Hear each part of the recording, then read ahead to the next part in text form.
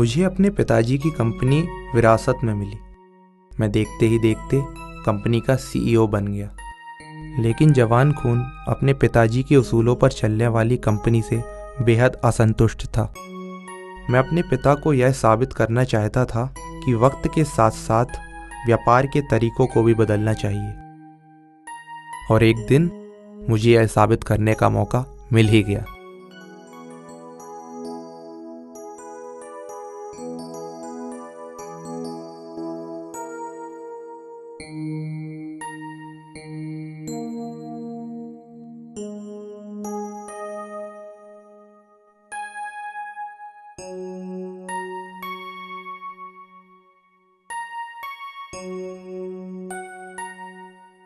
आज पूछोगी नहीं कि इतना खुश क्यों हूं मैं? क्यों, कोई लॉटरी लगी है क्या? वैसे बहुत बदले बदले लग रहे हो। हाँ, लॉटरी तो लगी है। कैसी लॉटरी? अरे बाबा, मजाक कर रहा हूँ। एक बहुत बड़ी डील हाथ आई है।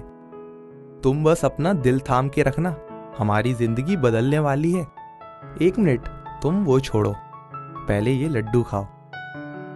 अब बताओगे भी या यूं ही पहेलियां बुझाते रहोगे? एक मिनट, जरा इस ईमेल को तो देखो। हाँ, अब बताओ, क्या सोचती हो मेरे बारे में? 25 करोड़? हाँ, 25 करोड़। इतनी बड़ी रकम? अरे बाबा, इतनी बड़ी रकम कोई मुझे थोड़ी ना लगानी है। अरे किसी नाइजीरियन कंपनी के कोई व्यवसायी ने मुझे ये ईमेल भेजा है। उसके पास पैसे हैं और हमारे पास दिमाग है।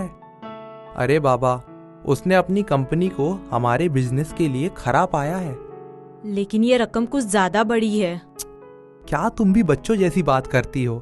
खबरदार, अगर ये बात किसी को कानों कान पता चली तो। पहले पैसे आ जाने तो दो, फिर हम बाद में खुद लोगों को बताएंगे।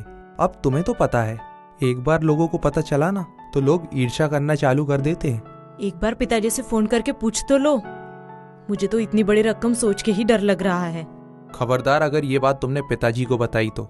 एक बार समय तो आने दो, मैं खुद होके पिताजी से ये बात कहूंगा। कम से कम प्रार्थना तो कर लो, प्रभु की इच्छा क्या है वो तो जान लो।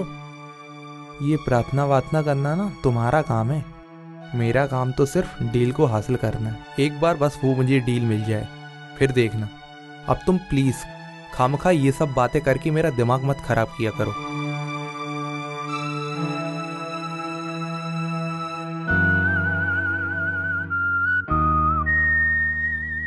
अगले ही दिन मैंने डील फाइनल करने के लिए फॉर्म भर दिया।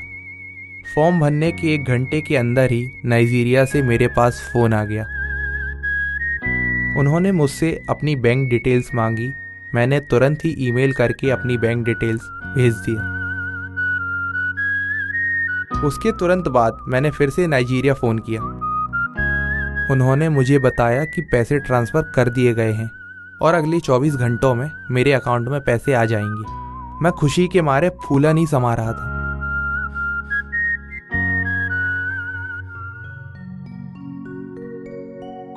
अगले 24 घंटे मेरे बड़ी मुश्किल से कटे।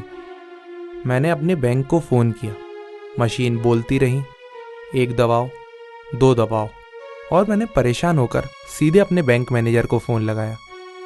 मैनेजर ने बताया कि मेरे अकाउंट में कोई ट्रांसफ़र नहीं हुआ है और जैसे ही कोई ट्रांसफ़र होगा वो मुझे इत्तला कर देंगे।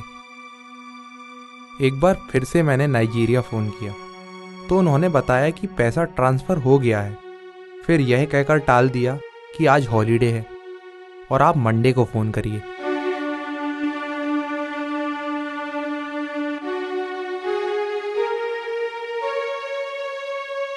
मेरी बेचैनी बढ़ने लगी। सोमवार आया और चला गया।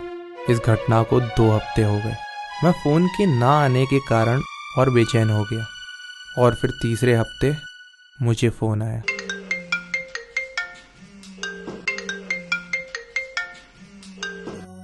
हेलो, क्या मैं मिस्टर राहुल दास से बात कर सकती हूँ? हाँ जी, मैं राहुल बोल रहा हूँ, बोलिए। आप पर्ल बैंक की मैनेजर रजनीश शर्मा से बात कर रहे हैं। आपका दिन शुभ हो। नमस्ते।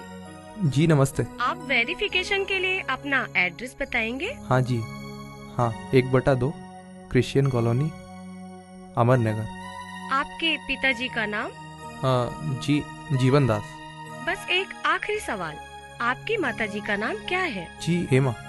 इस फोन वेरिफिकेशन के लिए धन्यवाद। मुझे आपको ये बताते हुए बड़ी खुशी हो रही है कि हमारी अंतर्राष्ट्रीय ब्रांच के पास 25 करोड़ का ट्रांसफर आया है, लेकिन एक समस्या हो गई है। जी कौन सी समस्या? इस ट्रांसफर को आए लगभग 8 दिन हो चुके हैं, लेकिन अंतर्राष्ट्रीय मुद्रा में इन 7 दिनों में काफी बदलाव आ चुका है, क्योंकि आपके खाते के लिए आई रकम बहुत ज्यादा बड़ी है। इसीलिए 7 लाख का आपको नुकसान उठाना पड़ेगा। कहने का मतलब है अंतर्राष्ट्रीय मुद्रा अदला बदली में आपको 7 लाख का नुकसान हो गया है। कोई बात नहीं, आप 7 लाख कम दे दीजिए।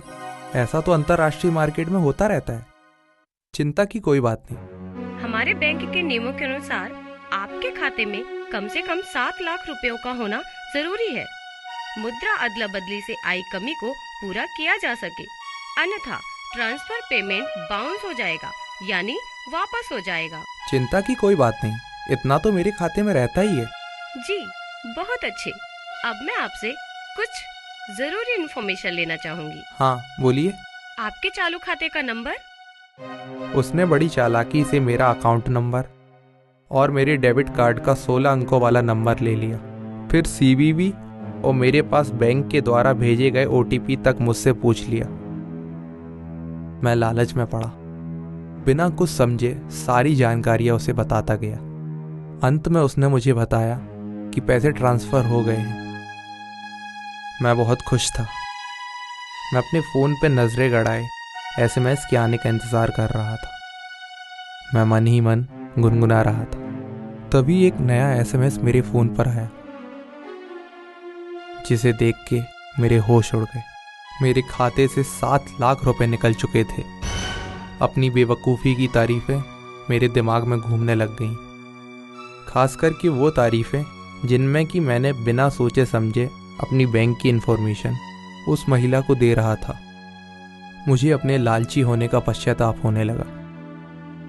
तब मुझे अपने पिता की याद आई। उनके बताए हुए उसूलों की बातें मेरे कानों में गूंजने लग गईं। बेटा, व्यापार करने के 3 उसूल हैं। इन्हें तुम गांठ बांध कर रख लो, तुम्हारे बहुत काम आएंगे। पहला, सुस्ती को अपने आसपास भी फटकने मत देना। नीति वचन 6:10 में लिखा है, तुम कहते रहोगे थोड़ा सा और सो लूं, एक झपकी ले लूं, थोड़ा सुस्ताने को हाथ पर हाथ रख लूं, और बस तुझको दरिद्रता एक बटमार सी आ घेरेगी और अभाव शस्त्रधारी सा घेर लेगा। दूसरा, अपने ग्राहकों के प्रति हमेशा ईमानदार रहो। कुलूसियों 3:23 में लिखा है, तुम जो कुछ करो अपने समूचे मन से करो, मान लो तुम उसे लोगों के लिए नहीं बल्कि प्रभु के लिए कर रहे हो। और तीसरा सबसे महत्वपूर्ण उसूल है, धनवान बनने के लिए कभी भी किसी भी चीज का लालच मत करना। पहला तिमुथियुस 6:9 में लिखा है, किंतु वे जो धनवान बनना चाहते हैं वे प्रलोभन में पड़कर जाल में फंस जाते हैं, तथा उन्हें ऐसी अनेक मूर्खतापूर्ण और विनाशकारक इच्छाएं घेर लेती हैं जो लोगों को पतन और विनाश की खाई में ढकेल देती हैं।